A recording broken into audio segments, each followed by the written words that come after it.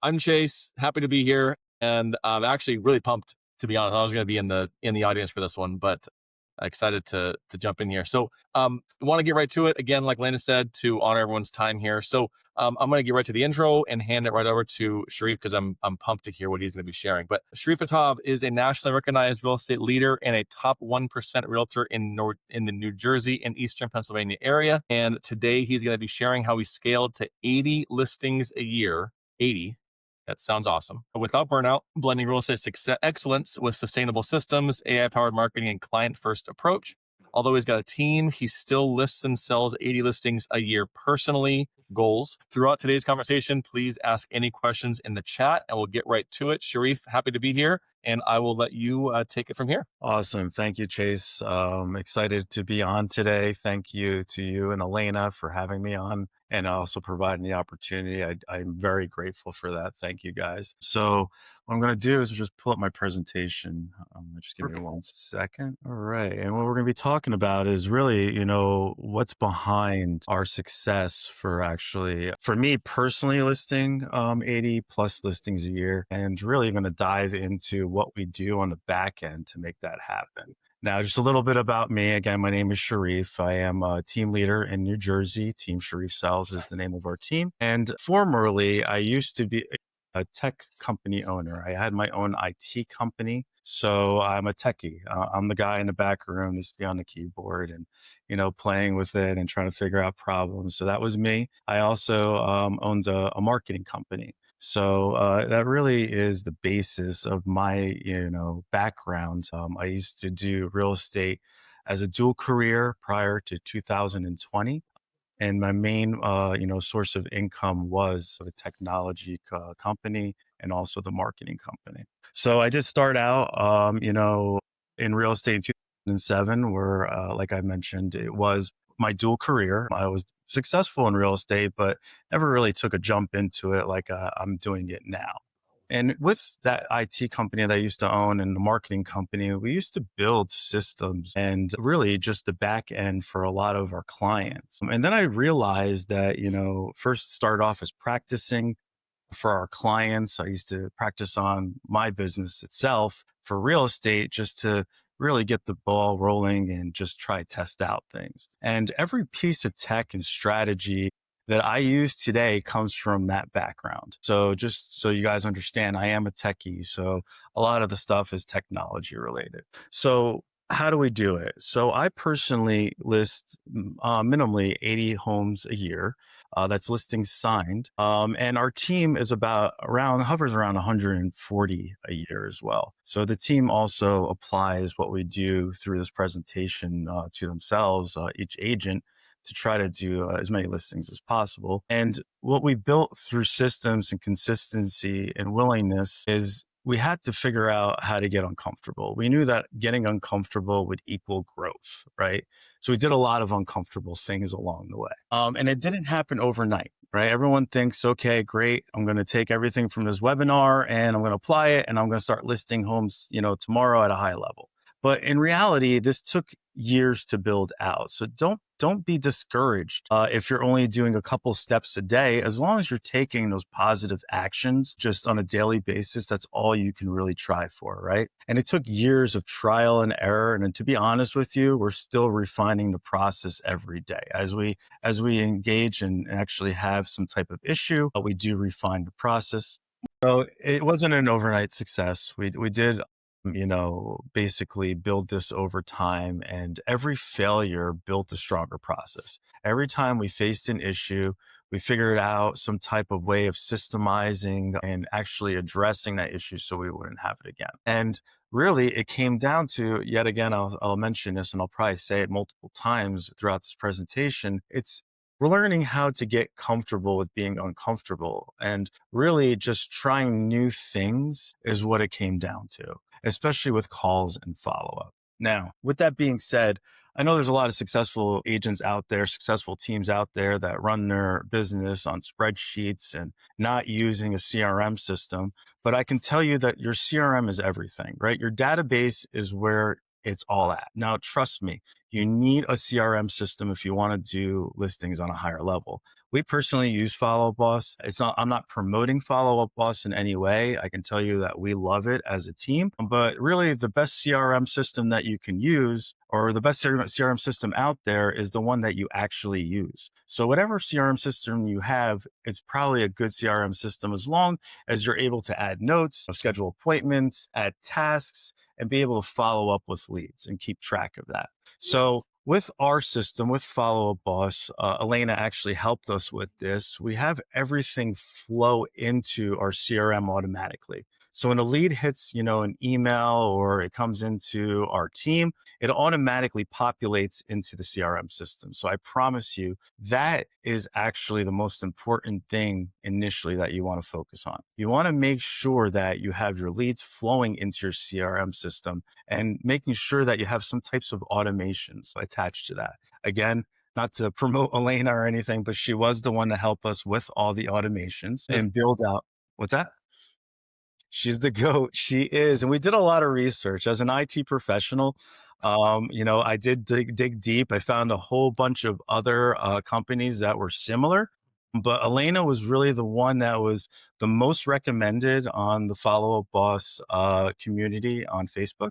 And also, to be honest, not throw you under the bus, but you were the most affordable too, Elena. So there wasn't any monthly payments that were involved. It was a one-time fee. And that's what we really liked about it, right? We weren't tied to it. And we still go back to her, quarterly to get updates that, do cost only a couple $100 every time that we do it. So it was the most affordable solution for us. But we did get everything automated and everything action flow going through our CRM as a necessity. And whatever we couldn't get interfaced directly into our CRM system, we do rely on Zapier to get those clients into our CRM. So it all starts with your CRM. Once the data is in your CRM, that's really when the magic happens, right? So speed to lead. Everyone knows that, speed to lead is important, but how important really is it? It's probably one of the most important things when you're dealing with listings, because 9 times out of 10, these prospective leads are actually talking to multiple agents, right? Or have, contacted multiple sites, and multiple people have their contact information. So they're reaching out. So on average, I can tell you that our team normally will contact a lead once it hits our database within 5 to 10 seconds, right? We've set up different systems on the back end where leads will go into our lead pond or new lead pond. Elena's new lead no call attempt list is what our ISA team is focusing on. We've also created a Zapier. So when any lead comes into the system, it actually notifies our ISA team on Google Chat so that they understand there's a new lead and someone needs to contact it right away. So we do rely on our ISA team to actually,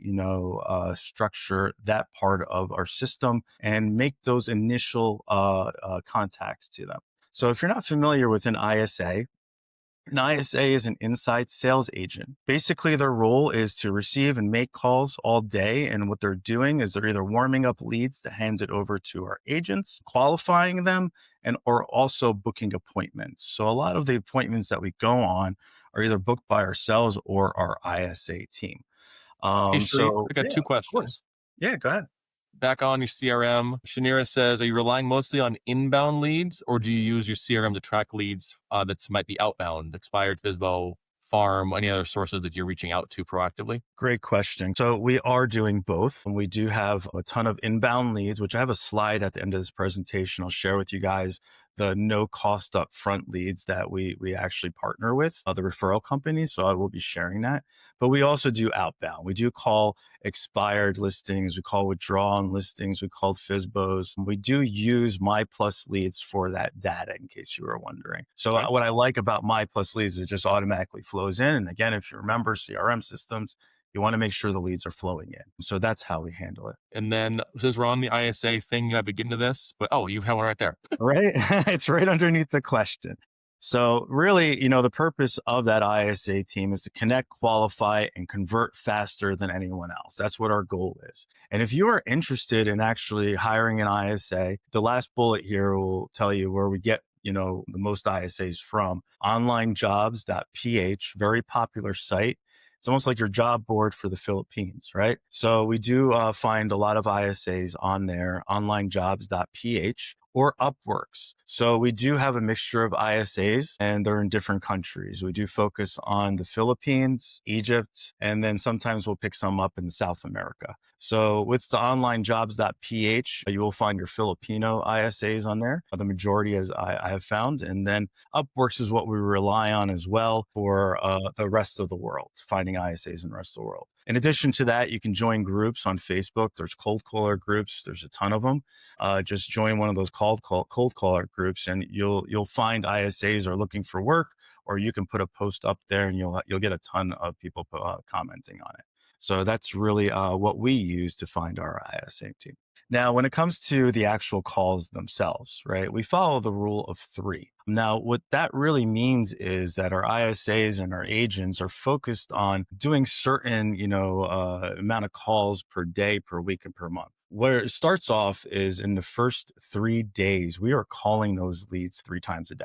So, and with the initial call being a double tap, right, if they don't answer. So if you think about it, within the first 3 days, we're calling the leads minimally 10 times. Okay.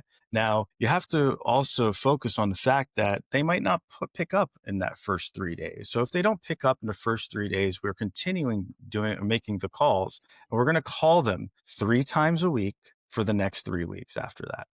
So first 3 days, 3 times a day, next 3 weeks, 3 times a week. And then if again, we're not successful, we're going to call them 3 times a month for the next 3 months. Now that's not all we do, right? On the background, besides the calls, we also have automated systems that are sending out the emails that Elena was so kind to set up for us. So every lead source has their own type of email, groups of emails that go out to them that complement the calls that we also make. So that is really, the rule of three, how we like to focus on it, knowing that, the majority of leads, yet again, are either speaking to multiple people or multiple agents have their information. So they're trying Hey, to Sharif, contact. if you were to put an average, and this is tough to average out on this flow you have here, when would you say most commonly you do get the answer? Is it, I mean, are you getting a bunch on the first couple days? Is it usually the longer play more often than not? It's the longer play, right? So most likely, most of their conversations are going to happen a couple weeks into having that lead in our system. Occasionally, we'll get them on the first couple tries and book the appointment right away, but really, it happens weeks after. And the reason being is as the time progresses, agents fall off. I mean, the average agents make 1 to 2 call attempts on each lead. So imagine it's basically the survival of the fittest, and we're talking about a marathon here, not a race, right? So I'm the one jogging the whole time because I know it's a marathon, and we're going to keep up with it and actually make as many calls as possible to stay with it.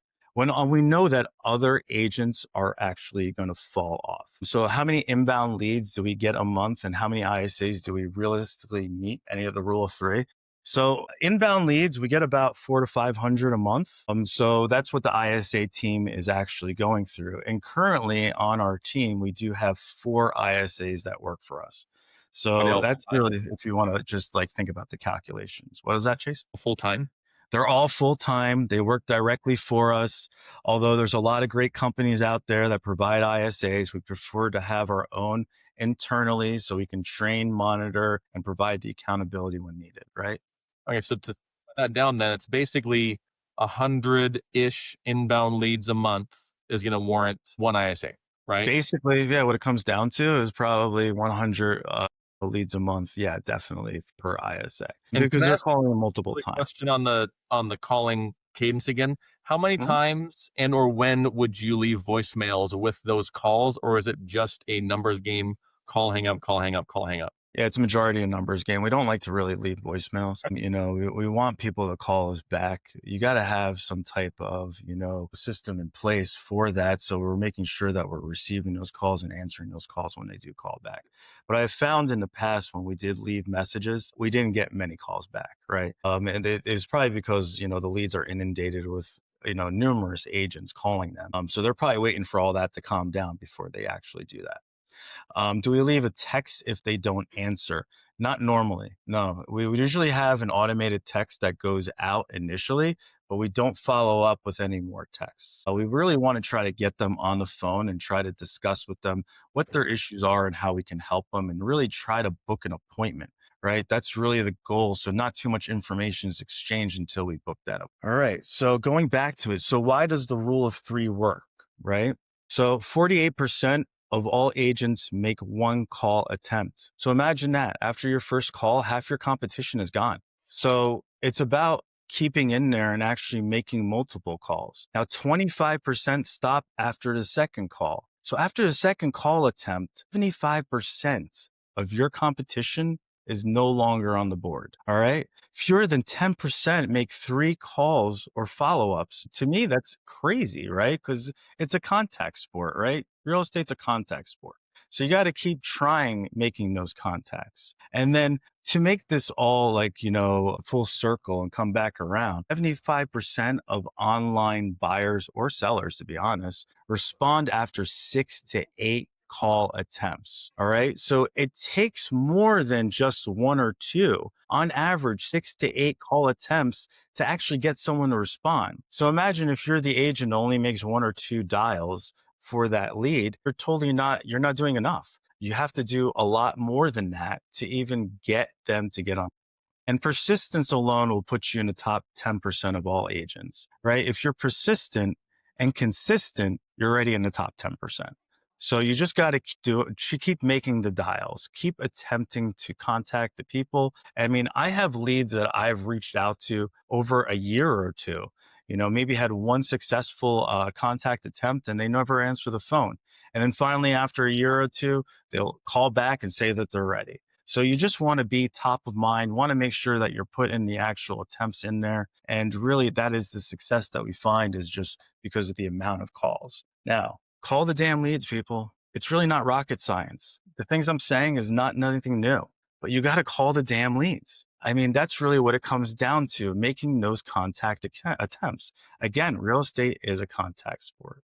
So the system that you have means nothing without action. And the action itself is making the call attempts. So you got to have to make more dials, more call attempts, and that's when you start to see success. Now, the most important part is just simply showing up and making the calls, right? And getting out of your own head. Most agents are just in their head about the calls.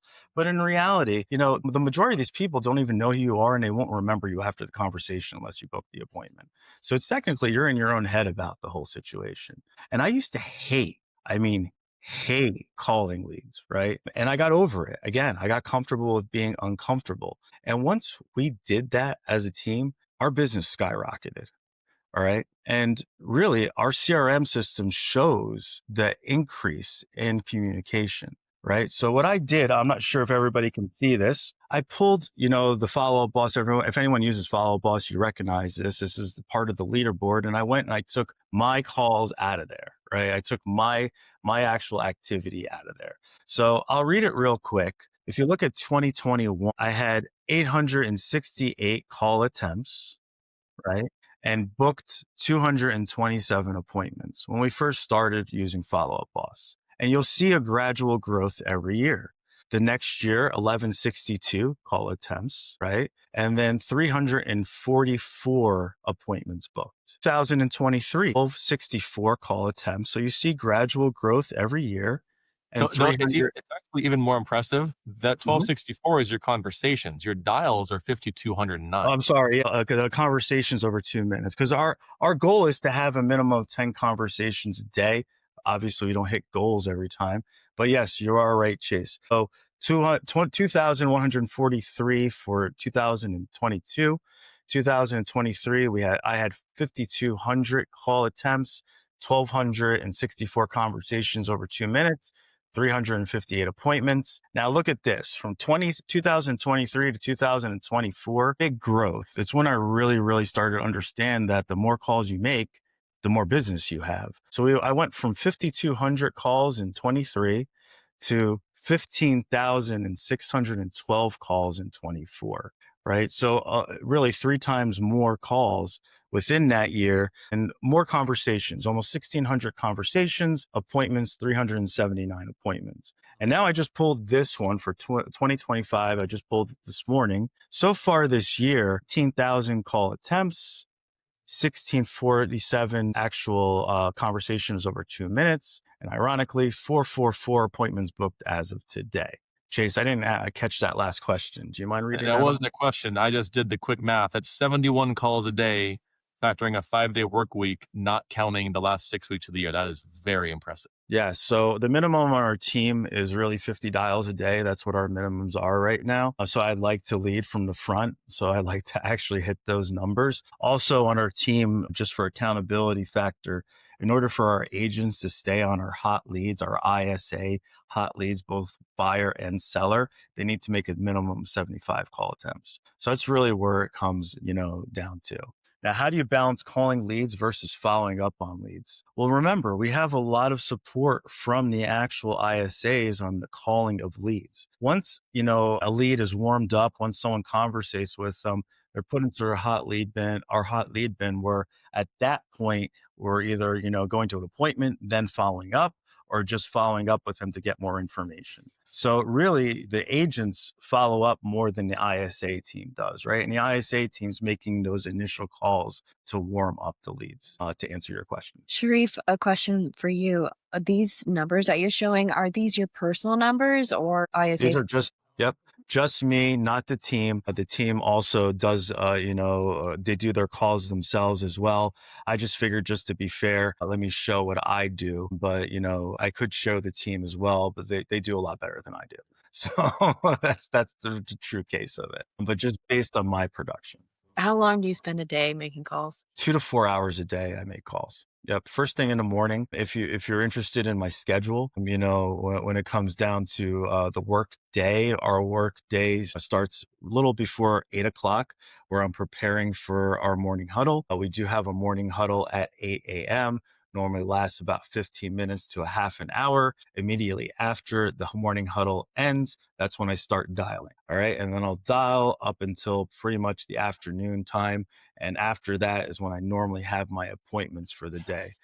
So I go ahead and go to my appointments after that. So my appointments start normally in the afternoon. The earliest I recommend making calls is at 8 a.m. I don't think you're even allowed to call prior to 8 a.m. in most states. So you want to actually check with your local, rules and local laws to make sure that you're not calling too early. But the earliest that we would ever dial would be 8 a.m. We dial from 8 to 8 every day. That's our call time, that 12-hour period. All right. So from contact to appointment. Now the goals here is, booking an appointment. That's really why we want to get someone on the phone, because I know, and everyone on the team knows, that 85% of leads will work with the first person they meet face to face. So our goal is always to book that appointment.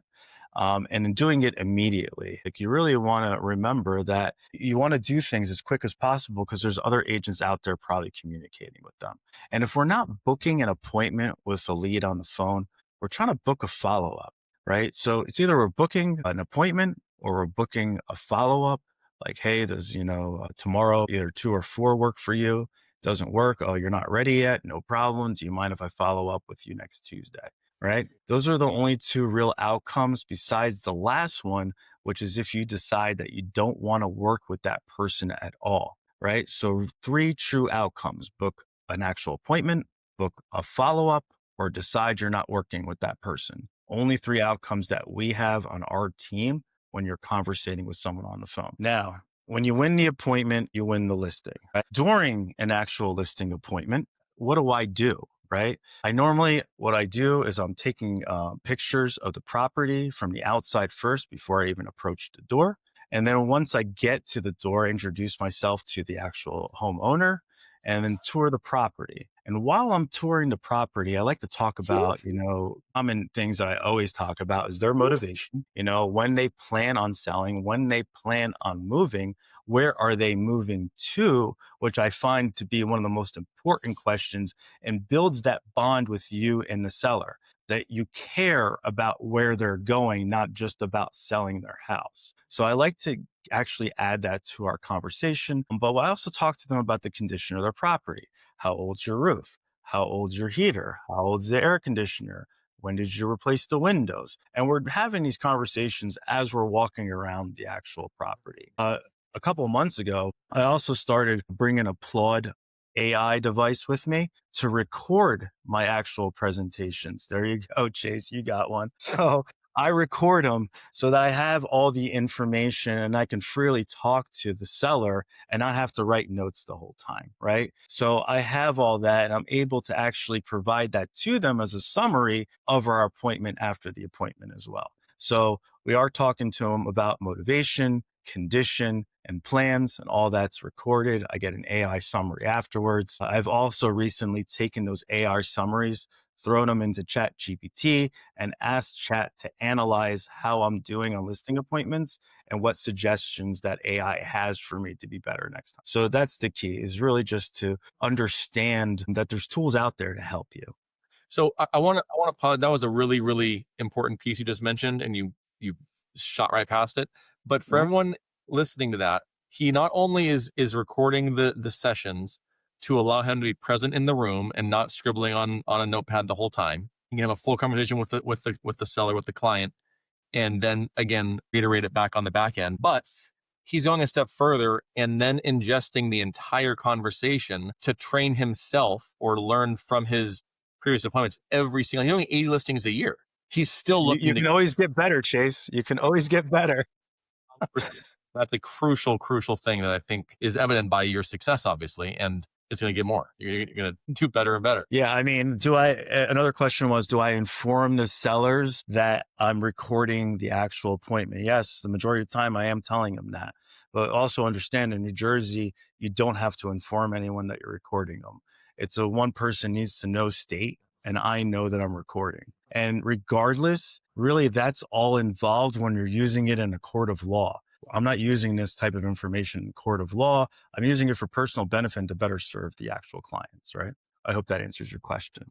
But once we've toured the property, I like to sit down with the seller and have a conversation, normally at a table. I don't want to do that on a couch, nowhere where it's relaxing. I want to sit down at a table where they can sit next to me or sit face to face, where I'm able to review with them a couple key items, right? First would be, okay, value of a property. We want to go through the market analysis. Before I even open up the book, I usually ask them what their expectations are of what they wanted to sell their home for. And a lot of people will push back and say, well, that's why I have you here. I want to know what you think the home's worth. And I let them know, listen, I brought the market analysis. That won't change. But I like to see what my clients have in their mind prior to opening up the valuation book and actually digging into the numbers. So I like to have that conversation with them. We sit down, we look at the market analysis. I show them that the range that I have, and then I show them where they fall into that range, depending on the tour and what upgrades they have in their property. So that's how we really like to target, the actual appointment, is by going through the value of your home first. And then we also use Ylopo. And within Ylopo, they do provide a buyer heat map, which I think is amazing. I use it on every listing appointment. And that basically searches our database and is able to read where people are looking for a home so that I can study it on the back end and run an actual heat map report and tell a seller how many buyers that I have in my database today that are looking for a property like theirs. As before we do any marketing, before it hits the MLS, before we run the ads on the property, that's how many buyers we have so far within our database alone that's interested in their property. So that shows them that, basically that there's activity out there. There's people out there that want to purchase your property. All right, pause real quick. How long did it take for you to get to the 80 listings? Well, I can tell you in 2020, 21, when we started the team, I was a heavy buyer's agent. About 75% of our business was buyers. I can tell you today that about 98% of my business is listings and about 2% buyers. So I've switched it up in about 3 to 4 years per se, give or take some time. But it took really just the diligence of just contacting as many sellers as possible. Like my goal right now is 1 to 2 seller appointments a day, right? you got to get yourself in front of sellers or homeowners, for better lack of words, right? Homeowners is where you want to get yourself in front of on a daily basis if you want to do listings on a high level, right? I mean, it could be anybody. It could be someone you run into at like a 7-Eleven and they own a home, add them to your database. And you actually put them on an automation or contact them, depending on what their motivation is. So that's really how long it's taken me to get to the level that we're at. And another key thing that I like to use in a listing presentation. So I go over the market analysis. I go over a credibility pack with them, which kind of goes over what our marketing is, our history of doing transactions, what our services we provide. It tells them about our support staff and the rest of our team. We go over the buyer heat map, which tells them how many buyers we have in our system. And then I like to review with them our services menu, right? So what services we provide and how much we charge. For that, we do use a listing menu. So when it comes down to listing menu, it's just really, it's exactly what it sounds like. It's a menu that they can choose from for the services you provide. So you can actually search Canva for a listing menu, which I'm showing you right now. It's exactly what I did. Look online, or even most recently, we started to dabble with AI creating different versions of our listing menu. And what the listing menu does, it just gives them an option to choose on what they want to go with. Like, do they want our basic package, which still includes a professional photography, MLS access, open houses, things of that nature. Now, do they want to upgrade and take either a standard or elite package, which we start to add more things for them? Like, do you want a virtual tour?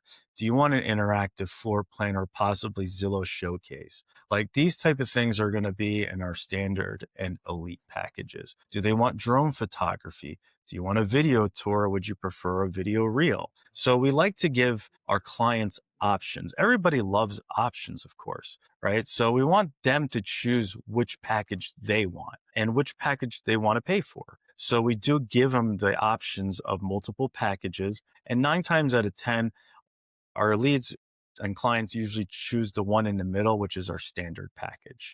So that's how we like to break it down, and giving them an option of choosing a package that fits their needs is probably one of the successful ways that we have of signing the listing right then and there. Right. A lot of agents don't use that option driven menu package.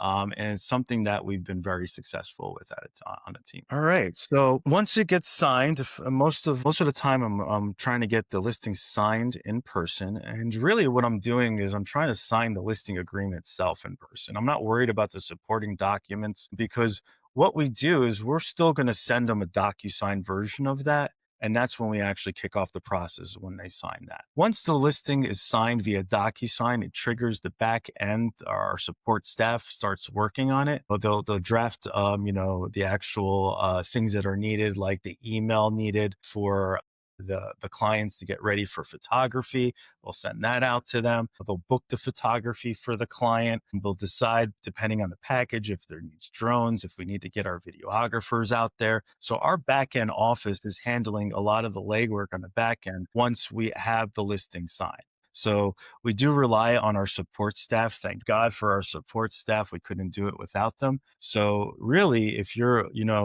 a one-man band, it's totally acceptable. It's how I started off. But your first hire is going to be an admin, right?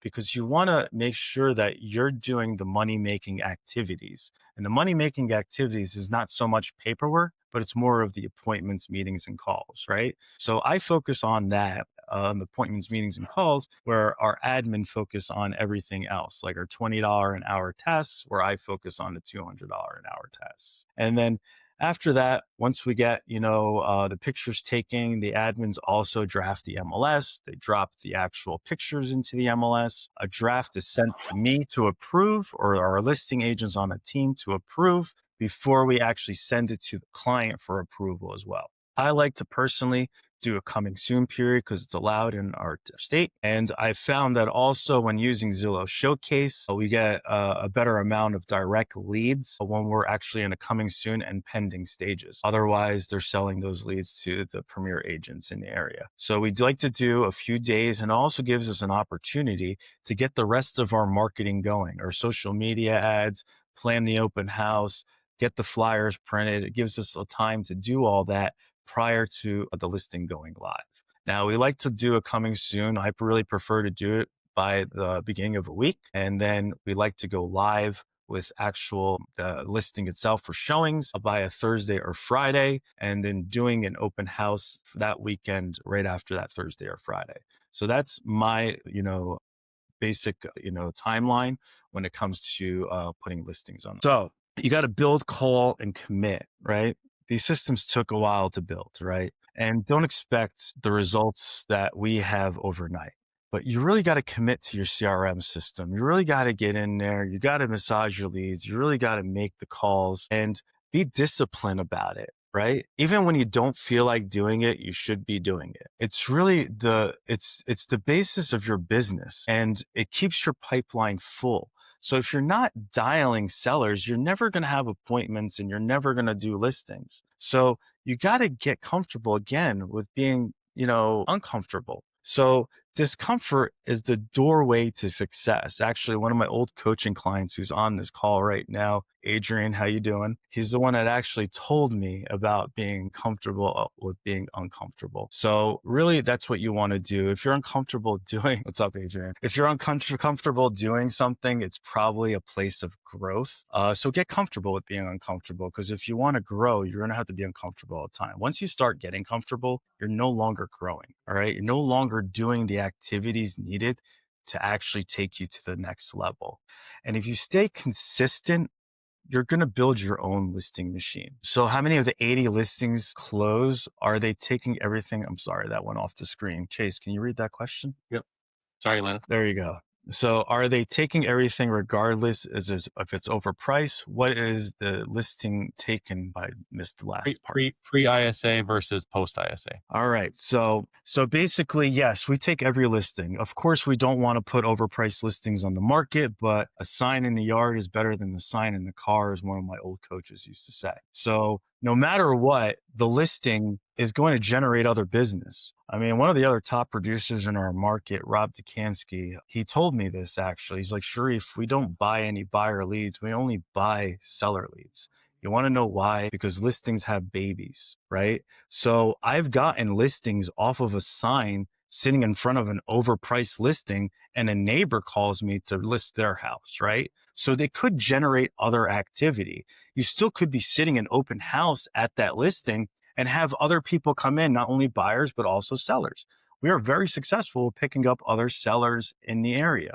And having that listing there now gives you an excuse to talk to the neighbors. Now you can door knock them, you can mail them, you can circle dial them. It gives you an opportunity. And that's what you want to do, is try to, actually maximize on every opportunity that you have. So having that listing, even though it's overpriced, it's still going to provide other opportunities for you. So yes, we do do that. Now, do you have discussions with the seller concerning the process? If you're not getting showings, is there a process to lower or change the listing? Yes, definitely. So if a seller is pricing out of my range, especially like way out of my range, I'm having that conversation with them. Like, this is my recommendations. I normally like to be within the range. That's why I provided this range. Now, if you want to go higher than that range, that's fine. You're the one that's driving. I'm just a navigation system trying to tell you where to go. But the fact is, if you're going to choose to actually price your listing that high, what we're going to do is we're going to have a conversation within 2 to 3 weeks, and we're going to review the feedback, right? And it could be something as simple as, hey, they didn't like the flooring in this one room. You might want to change the carpet, right? So we might want to make that change so that everyone else coming into the door is going to be happier about the actual property. Now, if the feedback is going to be about price, then most likely at that point, we're going to do a price reduction. So price reductions are normally for us around a 3-week mark, 21 days in, and especially if we're having minimal activity or no offers. All right. But consistency is the key, people. All right. You got to be disciplined and consistent, right? Consistency beats skill 9 times over 10 every time. The consistency is the key. I don't care how good you are. I will outwork you, and I will be more consistent than you. And that is the reason why I will get the listing. So going back to our lead sources, right? What lead sources do we use? Now, this is the top lead sources that we have that are no cost up front. right? These are the ones that you're paying your referral fee for. So we are members of the majority of these lead sources, and that's where we find a lot of success. Like one of my top lead sources is Fast Expert. I love Fast Expert. Here's a little tidbit about Fast Expert. It's also what ChatGPT researches when they're looking for the best agent in the area, right? So if you want to, excel, definitely get on, if not one, two, three, or not all of these actual lead sources. But the first one you should really focus on is, I think, Fast Expert. Only because for some reason, ChatGPT and all the other AI programs are using it to actually score agents. But a lot of these lead sources will charge you somewhere between 20 to 35% on the back end once you sell. So no really upfront cost to them. And they provide a lot of good lead flow. So if you're just getting into it, you don't have money to spend really on, seller leads, this is a great way. And I tell you, and even up until today, we use the majority of these. All right. So that's pretty much, the information that I have. If you guys wanted to connect after this, we do run a Facebook group and I'm consistently posting every day on it, and you can reach out to me there as well. So feel free to go ahead and, scan that QR. What are we using to keep the deals organized? To host your transaction task list, I use Follow Up Boss for everything. Okay. So we actually have our transaction management built right into Follow Up Boss. You can Google it. It's on YouTube, how to use Follow Up Boss as your transaction management software. There's multiple videos about it. We have a bunch of custom fields that we've added into our system, and that's how we're keeping track of it. I'm also a firm believer of using your CRM for tasks. I keep track of all my tasks. On average, I have about 50 to 70 tasks a day that I normally go through in Follow Up Boss. Chase, you posted something in the chat and I don't know what it means. You said that you spent an hour to Oh, maximize your Fast Expert profile. What does that mean? well, no, one of the sessions at the Ferry Summit 2 months ago was about Fast Expert and getting recommended in ChatGPT. So I did a quick search live in the room, and I was like number 2 or number 3 in different rankings for our city. But Fast Expert was the one that kept showing up as the source. So that was the lunch that, oh shoot, you were in Dallas. That was the lunch where I lit it during lunch. We're waiting for our food to come out, laptops open, and I'm in there, headshot bio, updating this, updating that, tweaking the things for keywords, and almost immediately that ranking went from like 3 to 1 or 2 to 1 or 3 to 2. So, and no leads on Fast Expert. That's a hack I'd love to hear. I know, looks like Alan had asked too, but no leads from Fast Expert for me that I've gotten, but the bio is what's funneling the recommendations in ChatGPT specifically. That is definitely correct. And, a good way to actually optimize that is just to go into ChatGPT, tell it to write an actual AI optimized bio. And you want to update your bio, especially Fast Expert, Zillow, Google, all those places, with the same bio, with the same information. So that's something that we've done. I finally got our first ChatGPT lead through ChatGPT. Like the person found us on ChatGPT. It was for a 1031 exchange. And if you search, who's the best agent for 1031 exchange, who's licensed in New Jersey and PA, you're probably going to see my face. So that's really the optimization that we did a couple weeks ago already land us a seller lead. And they'll be buying with us as well. Do you also get seller leads from those referral lead sources? Yes. Yeah, definitely. That's where we get a lot of our seller leads. And Fast Expert is probably the bulk of that, right? But we do get a lot of seller leads from Fast Expert and a few other of the sources on that list as well. I can bring it back up for you guys. So, Homelight, obviously, Agent Pronto, also a great lead source for us. Different ones on here do provide them once in a while, but, UpNest, Fast Expert, Homelight, and Agent Pronto are probably our top ones on this list. And Referral Exchange, my apologies. Any other questions? Sharif, how large is your community that you serve? We serve all of New Jersey and Eastern Pennsylvania. Thank you so much for, No problem at all. for everything that Incredible. you shared. That Well, was so and like you said too at the end, you said build, write it down. You said build, call, commit. You have to build the systems that will be able to scale with you and grow with you. Yes. You have to make your phone calls, right? You have to call the damn leads. What's so funny is I just posted a video yesterday. We're out farming and we've been farming for 27 years. It's like second nature, but I know a lot don't. And you hear about door knocking and it's this big spooky thing. The same thing with phone calls. And you mentioned door knocking earlier, but an excuse to provide information to what homeowners won't have. And more than the consumers do on their portals, right? And then commit to it. So you got to build it. You got to make your phone calls, knock on the doors or whatever it is, and then follow through. Like you said earlier, consistency will be quality every time. Or you said a variation. Always. Yep. Just make the So phone call. true. Make the Yep. phone Just got to make the phone call. It's really not complicated. And like I said, I started off with it. I continue to say it. It's nothing new, guys, but you really want to do it consistently, right? Well, That's just the rule of the game. You just got to get consistent with it and be very disciplined about it. well, and And you'll like find success in that. if you don't have a substantive conversation enough and you flub your way out of it, they're not going to remember who you are. Never. You got to get out of your head. Got to get Yeah, out of you your gotta head. get it's always in your head. That's the thing. You definitely got to get it out of your head because that's really where the faults lie, right? It's all in your head. So if you get out of your head and just make the call attempts, and when I call people, I'm not in the mindset where I want to benefit myself. I'm calling people to try to help them. That's the mindset that I'm in. I'm trying to help people. They contacted us, they clicked on our ad. They're the ones reaching out initially because they have a problem that we can solve for them. So I need to figure out by using questions, right? We're going to ask questions. We're going to be the one that controls the conversation. And the person that's asking the questions is the one that's controlling it. And the person talking more is probably the one that's not controlling it, right? So I want the lead to talk more to me. I want to keep asking them questions and I want to figure out why did you contact us and how can we help you? Because Uh-huh. that's really what they want. They want help. And if you have that mindset that I'm calling to help rather than calling to, fill my pipeline or build my business, it's a lot easier of a conversation at that point. Yeah. And Alrighty. Oh, go I ahead, Jay. the one last math thing, I like drilling these things down to the ridiculous, right? I mean, we talked earlier, the big call number is 71 calls a day, 5 days a week for the whole year. If you take that one level further, 71 calls a day, 80 listings, it's a call. If you make one phone call a day, you might get one transaction for the whole year. Yeah. It's Yeah. that simple.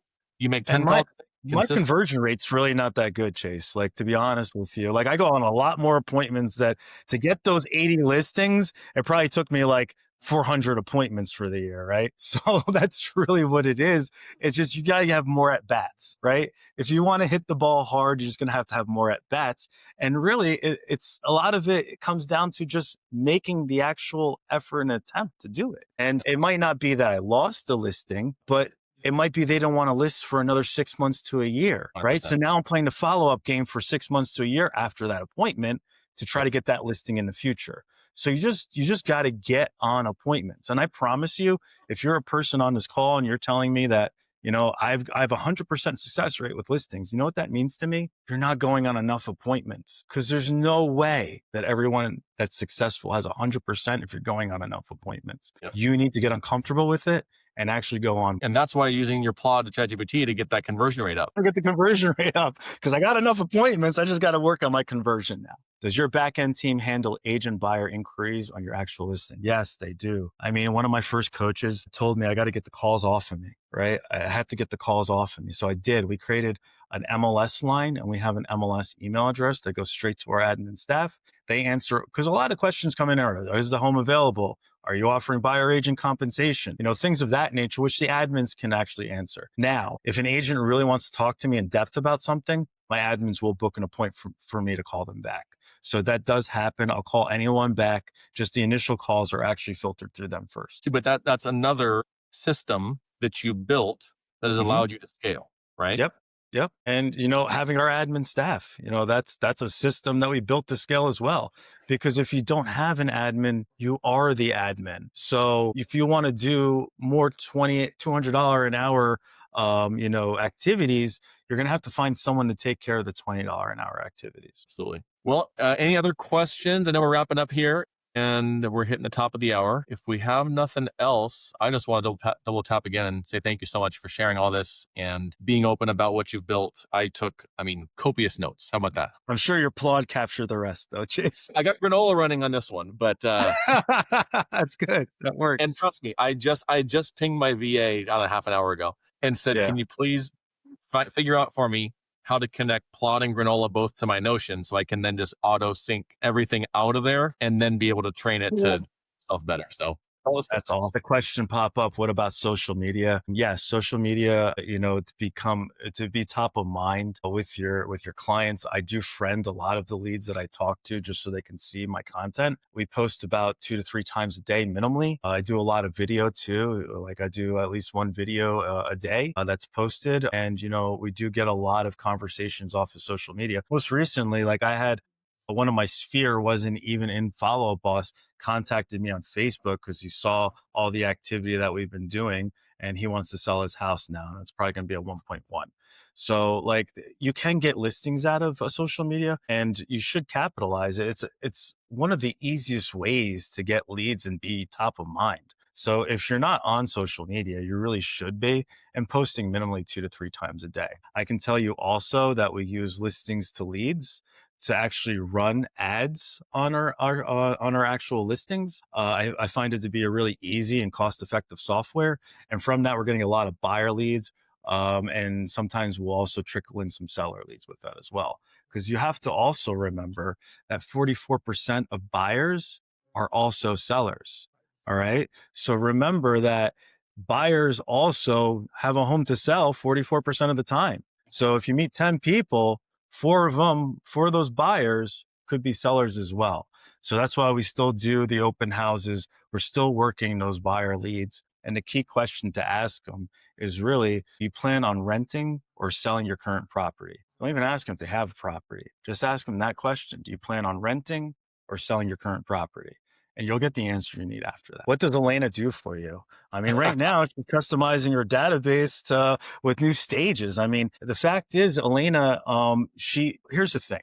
When we bought Follow Up Boss, we were lost. Okay. We didn't understand what was happening. We didn't understand if there was any automations that were kicking off. We didn't know what was going on. So Elena actually customized our system so that we know that there's automations going out, everyone's staged correctly. Now we have smart lists that, not only myself, but our agents use that have set up depending on, the actual stage of the lead themselves. So if they're hot, we're talking to them once a week. If they're warm, we're talking to them once every other week. If they're cold, we're talking to them once every other month.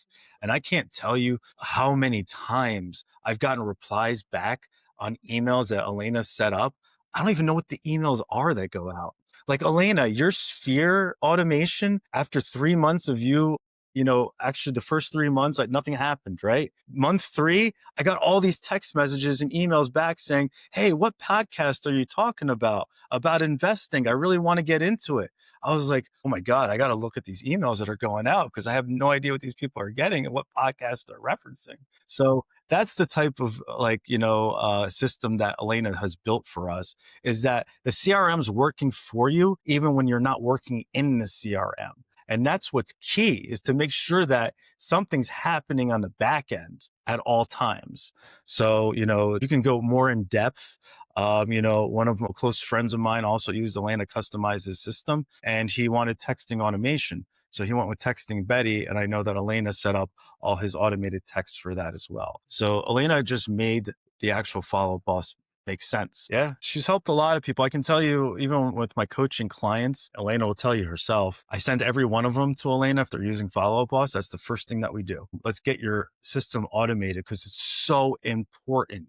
Right? It's such a great feeling when you get a reply back on an email you didn't even send, with someone being interested to move forward, or you just want some other type of information, right? Like another popular one is, I can't remember it, verbatim. Elena, I don't know if you can help me with this. It's the one that said, if you could pick a number, which would be the number that you would sell for, what would that be? Oh, Like like give me a price. yeah, the price, that one that just sends an email out. If you can just wave a magic wand, if you just had that offer today, what would that offer be for you to actually sell your home? We get a lot of responses back. So you wouldn't believe how many times I get a call from an automated text sent out from FUB that I have no idea what just went out. I know the feeling, Rob. I get it all the time. And isn't that a good feeling now? That's a great feeling to know that your system's working for you and it's actually nurturing your leads. So all the pressure's not on you. And that's the key to key technology. Like that. All No right. problem. I think we're good. We'll put a All button right. there. Sharif, thank you again so much for being here and sharing so openly with what you've built out and what's working for you. And I'm sure that everyone here, again, beyond just me, took plenty of notes. So this is awesome. Yep. No problem. Thanks for having me, guys. I love what you're doing. Keep doing it, and hope we talk soon. Appreciate that.